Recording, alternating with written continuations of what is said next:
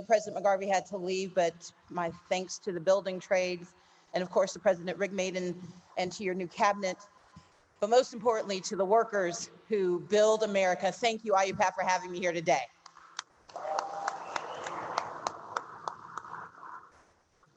There's a story I heard once about a man who's walking down the street, and he falls through an open manhole cover down to the tunnel below. And he yells up to the top to the street and he says, "I'm down here, can someone help me?" Well, a priest walks by and throws down a Bible and says, pray for someone to come and get you. The guy picks up the Bible and just shakes his head and yells up again, "Can somebody help me?" Someone else walks by and throws down a map saying, "Well, when you get out, here's how you can go get help." The man's like, "Somebody please help me." And he yells out one more time, "Please, I'm down here, can someone help me?" Well, his friend is walking past and he dumps into the tunnel with him. And Tom looks at David, who's jumped into the tunnel. He's like, "Why would you do that? Now we're both stuck down here."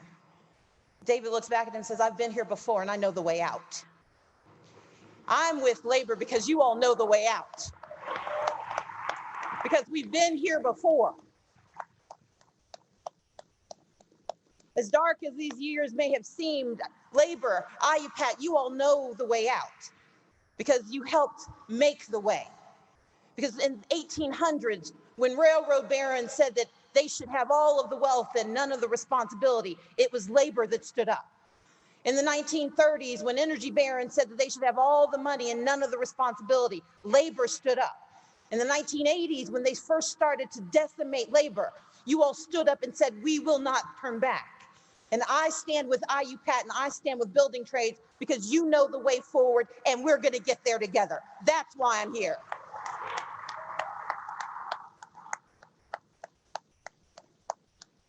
I'm here because there was a story in the Atlanta Journal-Constitution a few months ago that marveled at the relationship that I have with the building trades, at the investment that trade unions like IUPAT made in my election in 2018.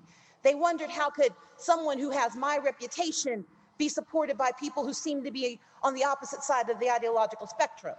They commented the building trades are notoriously conservative. But what I would have told them if they bothered to call me is that we all believe in the right to organize. We believe in the right to work for fair wages. We believe that you shouldn't have to worry about where you're going to get your next meal and if you can afford to get sick. We may not share the same party all the time, but we share the same values. We value the dignity of work, and we value the right to stand together to ensure that not just we survive, but that we thrive together. I'm here today because I believe that in 2020 we have a decision to make. Are we going to keep moving our country forward? Are we going to give in to the evil that seems to be holding us back? You just have to turn on the TV to hear about all of the things that are going wrong, but I want to tell you about what's going right. What's going right is that when you all stood up and demanded changes, changes come. But we have to stand up a little taller and shout a little louder, because we all may not have the same story, but we're all living the same tale. And if we're willing to work together, the future that we write can be right for everyone. And I know it's hard. I know what we deserve. We deserve to elect leaders who believe in investing as much in fighting wage theft as they do in cutting taxes for billionaires. We need leaders. You can clap for that, because I believe that we need to end wage theft.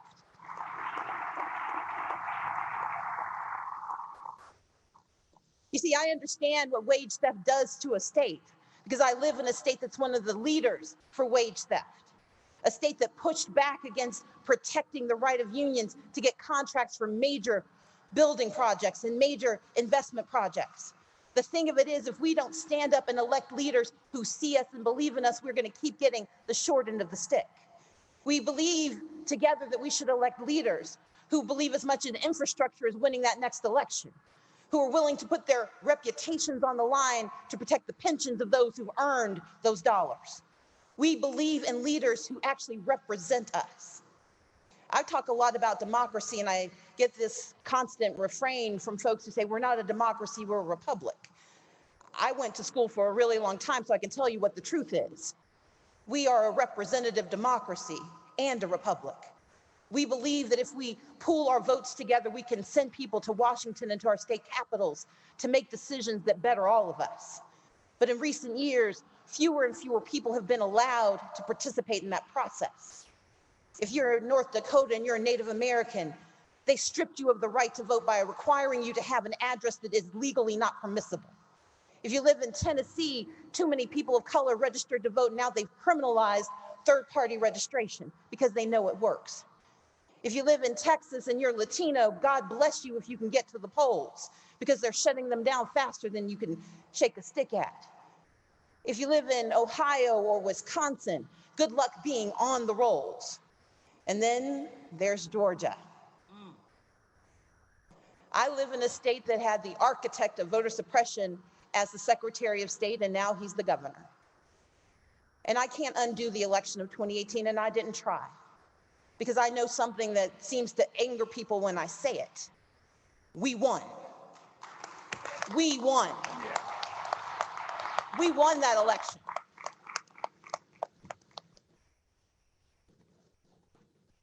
Thank you. Thank you.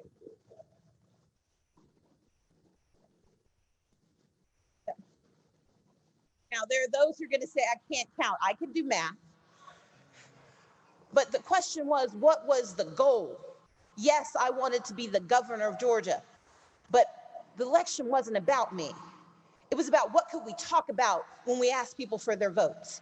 And you see, I went around the state talking about labor and the fact that I believe that the right to organize should belong to every person in the state of Georgia. I went around the state. And talked about protecting our teachers and making sure that public education was available to every child. I talked about the access to health care and making certain that you didn't have to decide between the meal you needed to eat or the insulin that could keep you alive.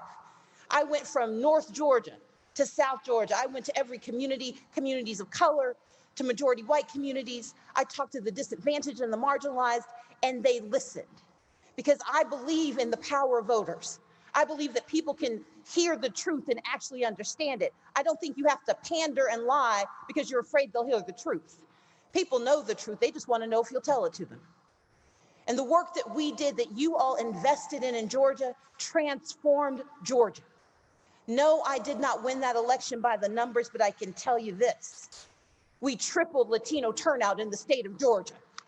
We tripled Asian Pacific Islander turnout in the state of Georgia. We increased youth participation rates by 139%.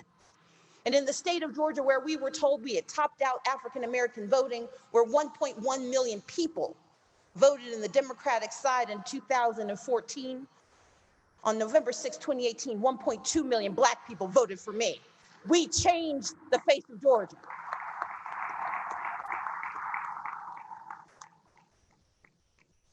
But the story they told me, the story they tell all of us when they see me standing with the building trades, is that there is something inherently incompatible about us working together. They don't think we should hang out together, because they said if you can lift up communities of color, if you can lift up the marginalized, you're going to lose white voters. You're going to lose the white working class. Well, I'm here to tell you that for the first time in 30 years, I increased the white percentage of the vote in the state of Georgia for Democrats, because I believe that you can tell the same story to everyone and we can make a difference together. That is why I'm here. But I'm here to tell you I'm also not the governor of the state of Georgia, because you can fight hard, but it doesn't mean you're going to get the victory in the end. I'm the daughter of 2 United Methodist ministers.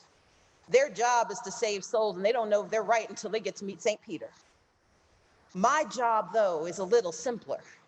My job is to be the voice of those who don't think they are heard. The tribes that are told that they have to have ID cards that are invalid unless they were issued by someone who doesn't think they should live there. People who are newly naturalized citizens who were told they weren't allowed to have translators in the polls with them. People who turned in their ballots in good faith only to find they were thrown away because their signatures didn't match a card they signed 10 years ago. My signature doesn't match from Kroger to CVS. We had thousands of voters who had to take time off of work, knowing they would not get paid for it, who stood in line for 4 hours after taking an hour to get there, 6, 7 hours of pay lost, only to be given a provisional ballot and told, come back in the next 3 days and make sure it counts, knowing that they're not going to get another day off of work, knowing that no one is going to allow them to leave in the middle of the day on Wednesday or Thursday or Friday so their votes didn't count. 29,000 provisional ballots in the state of Georgia, including counties where the deputy sheriff stood there while they came in to get their vote and decided whether they got a real ballot or a provisional ballot. And there's a word for that. There's a word for the millions that have been purged in the United States of America since the death of the Voting Rights Act under the Shelby decision. There's a word for what happens when you're told that your absentee ballot is in the mail and it never shows up. There's a word for having broken machines and hacked machines and unverified votes. That word is suppression. Now, you're going to hear a lot about voter fraud in the next few years, and certainly in the next 18 months. We're going to hear lots of stories about voter fraud, but the reality is voter fraud is a lie. They had a whole commission to study it, and they had to disband because they couldn't find any evidence. Voter fraud means that people are trying to vote more than once. We live in a country where it's hard to get people to vote once. They're not putting on hats and wigs and mustaches to come and stand in line twice. But the problem we have in America is that there are too many people who are afraid that voting doesn't matter. They're afraid because they've seen the stories of people being thrown off the rolls only to find out at the last minute that their voices won't be heard. We have people who know about folks whose polling places got closed down or moved out of town when they don't have a car or public transit. We have too many people who recognize what voter suppression looks like because they have the memories of the 60s in their minds. But the reality is voter suppression is more insidious than that. It convinces us that it's the user's problem, that it's user error. And we've become convinced that it's just all of us making mistakes instead of realizing that there has been a systematic attempt to silence the voices of those who need change in the United States of America.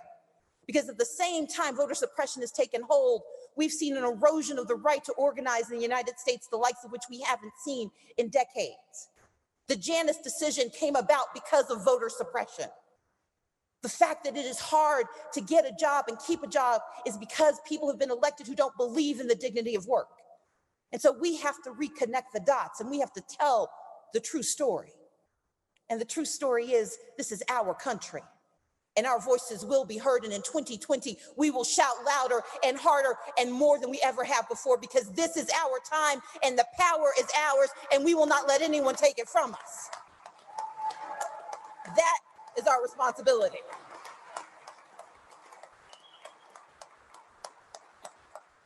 Now, I've spent 2019, I spent the first few days crying, spent the next few days plotting, and then I created two organizations, one called Fair Count, because the 2020 census is going to determine the story of America, the narrative of who is here. And I've worked hard to make certain that people who are normally left out are going to be counted not only in the state of Georgia, but across the country. But the organization that I'm here to talk about today is Fair Fight. Because you see, in Georgia in 2018, we didn't have a fair fight. Despite the thousands of folks in labor who put their feet on the ground and their doors knocking, their hands knocking doors. The money's invested not in me, but in us and in we and what was possible. We didn't have a fair fight. And while Georgia is a singular example, we're not the only one. Because just this year, in the wake of voter suppression, we saw new laws passed in Texas and in Florida, in Tennessee and in Arizona. And we're going to see more and more laws passed. The closer we get to victory, the harder they're going to rig the game. But I've got a secret for you. We're going to win. We're going to win because there are only two things stopping us in 2020. Making sure people have a reason to vote and that they have the right to vote. Well, I've decided to leave it to a whole bunch of other folks to make sure they have a reason to vote. But I'm here today to announce Fair Fight 2020 to make sure everyone has the right to vote in the United States of America. That is what we're going to do.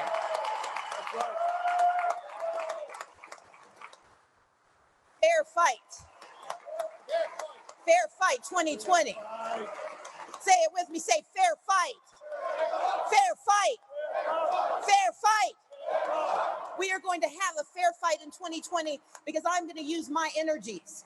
I'm going to use my energies and my very, very loud voice to raise the money we need to train those across the country in our 20 battleground states to make sure that Donald Trump and the Senate take a hike and we put people in place who know what we need to have in the United States of America for progress to be possible. We're going to make certain that in those states, we're going to train folks to protect the right to vote, to ensure that every ballot gets counted, to make sure there's a hotline in each state so that when the new law shows up, people know what to do. We're going to have a fair fight in 2020 because my mission is to make certain that no one has to go through in 2020 what we went through in 2018. Because despite how hard they worked, I'm still here, and we are going to fight to make sure every voice is heard. Every eligible American who should cast a vote will be able to, but we can't do it alone. We need you to stand up and stand with us, because a fair fight in 2020 means that we have the right to organize in all 50 states. A fair fight in 2020 means that we have a Senate that will move legislation to ensure that we save our pensions. A fair fight in 2020 will protect health care for those who do not have the access that we need. A fair fight in 2020 means that economic opportunity is real and that the infrastructure plans that have been on the books finally get the money they need to put jobs on the table. That's what Fair Fight 2020 will provide. That's what we're doing. And so I'm here to ask you to stand with me, IUPAT. Stand with me as we create a new future together, as we put the power of democracy back into the hands of our people, because we will have a fair fight in 2020, and then we're on, and on. Thank you so much.